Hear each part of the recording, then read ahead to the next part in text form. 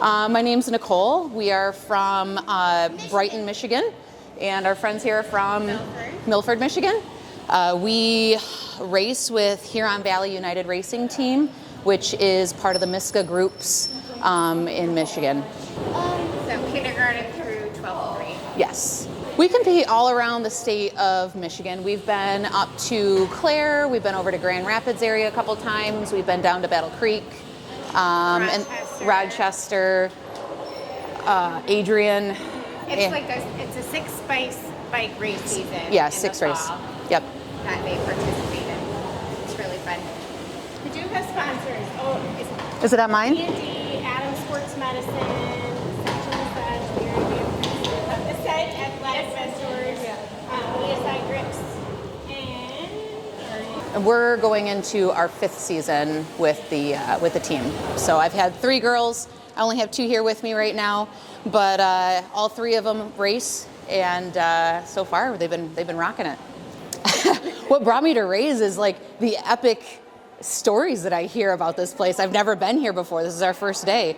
And then we heard about Ladies' Day, and so we came to see what everybody wants to bring to the table, and we wanted to learn how awesome this place was. Yeah, we didn't have any school today, so it was like a perfect day trip for us to take 3 hours and drive down here. So my girls skip school today. Skip school. Come and have a great day with all women, just participating in biking and being supportive. This is the first time we did the pump track. This is our very first lap. So we haven't done anything else yet. She's 10 and 7, almost 8. And then these are my girls. Athena is 12, Savannah's 15. They have a younger brother that's on the team too, he's 10. My name's Heidi Kowski. I am the owner and president of Moxie Cycling Company. And I am a problem solver. The first problem I found was that their cycling clothes for women were completely uncomfortable, made for men. You either look like a racer or a 13-year-old boy. And me, I don't race. I used to race a long time ago. I don't race anymore, and I definitely don't want to look like a 13-year-old boy. I want to look like a girl riding. So I developed mountain bike jerseys, shorts, and pants that are specifically cut for women, but also made with performance fabric and are durable, so you can do the long rides, feel comfortable, be breathable, and look good. And we love Raise Bike Park. It's awesome. It's cool. It's a place to go, especially in the wintertime. And this women's event is great because we rarely find a place where they actually close the event for men and only women, and women are free. I mean, how awesome is that? I worked 30 years in television, and I used to race bikes. I used to ride. I had kids. Once my kids got older, I started riding again, and that's when I realized that I don't want to wear race clothes, and there weren't a lot of options out there for women of regular riding clothes that are cut for women that aren't race clothes, and that is when I decided that that's something that there's something that needs to be filled in the market, and that's why I started it. Yeah, all of the designs, all of the prints I picked out and have done. I personally like color. I'm a color person, so I get inspired by being outside, looking at art, looking at people. Everything. I'm not a big talker. I'm more of an observer. Right now, we only have women. We are working on a collection of unisex clothes that will have the integrated G-Form pads as well as mountain bike shorts and jerseys, so whoever likes them can wear them. We did a collab with G-Form. G-Form makes cycling elbow pads and knee pads. We have discovered a problem in the market where people have been trending towards wearing pads, both elbow and knee pads, but they have a problem, especially women, where the pads slide down or they roll around. They fall down on your elbows, and if they actually do stay in place, they're so tight they hurt. So we developed a collection of pants and jerseys that integrate G-Form pads into the clothes. The jerseys have a reinforced elbow and a pocket where the elbow pads go into the pocket and are removable. The pants have a pocket, and the elbow pads, or the knee pads rather, slip right in there, so they do not move, they don't slip down, they're held securely into the knees. There's another type of pants right here that have the knee pads sewn directly on. These are capri pants. They're really light, really comfortable, and they have a reinforced rear. From when you hit the tire hits your back end, these do not rip, and they have compression fabric behind the knee for enduro, riding, climbing up the hills.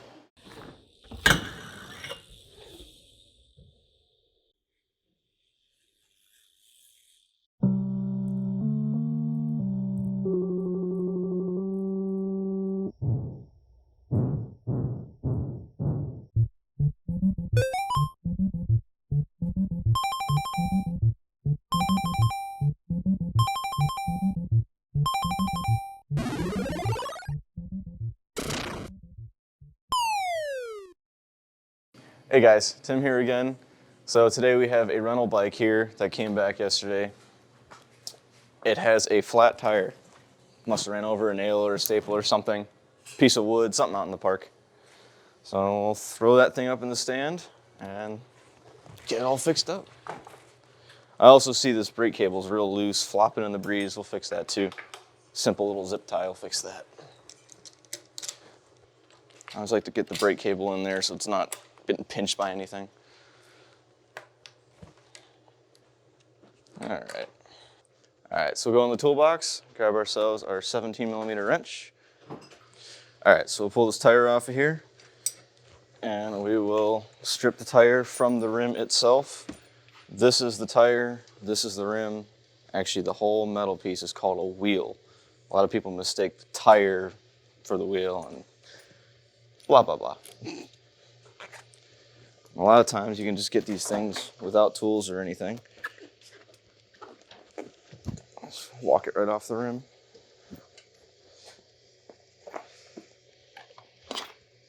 There it is.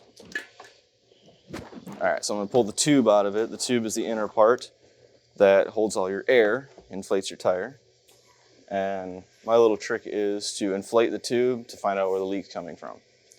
So we got our tube right here. It is flat, there's a hole in it somewhere. I will inflate it, figure out where that hole is.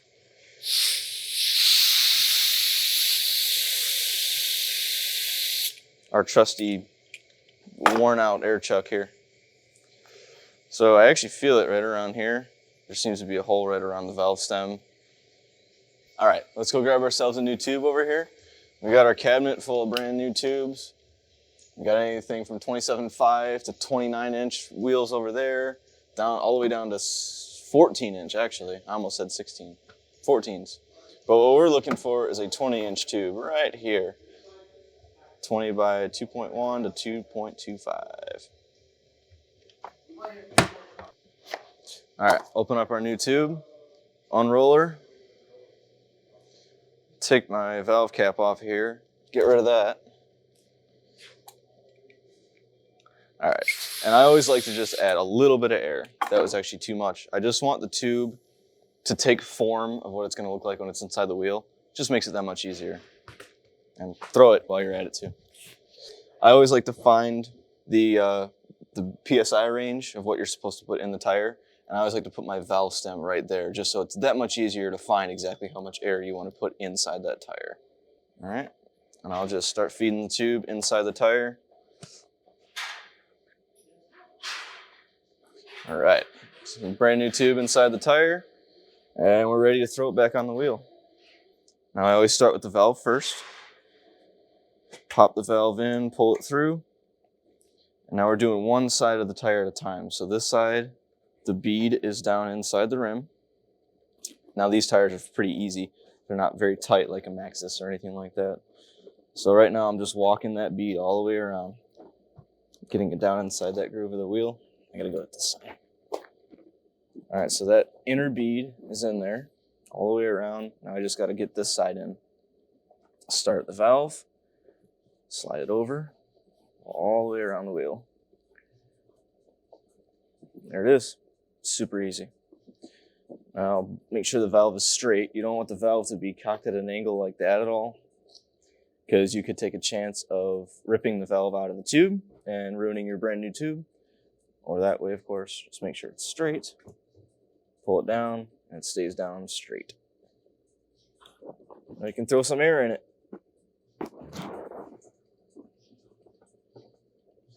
I always set it on the edge of the counter right here, just to kind of keep the tire in place and slowly inflate it.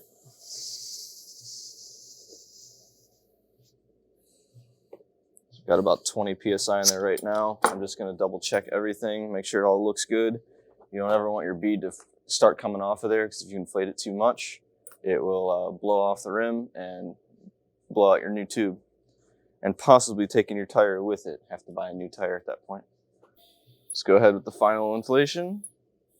And we usually do these guys right around 60 PSI. They're just our rental BMX tire, so 60 seems pretty good inside of Ray's here. All right, so now your tire's all inflated, brand new tube, nothing's poking the tube anymore. You actually are holding air, kind of essential in riding bikes. And throw it back in here. I always just finger tighten the axle nuts down first. And then I always push a little bit of pressure just up, so your wheels aren't hanging at the bottom of the dropouts. You want them to be as far up as they can. So there's that little bit of pressure there. Snug down one side, snug down the other. Now that wheel's not going to move, so you can come over here and do your final tighten on both sides.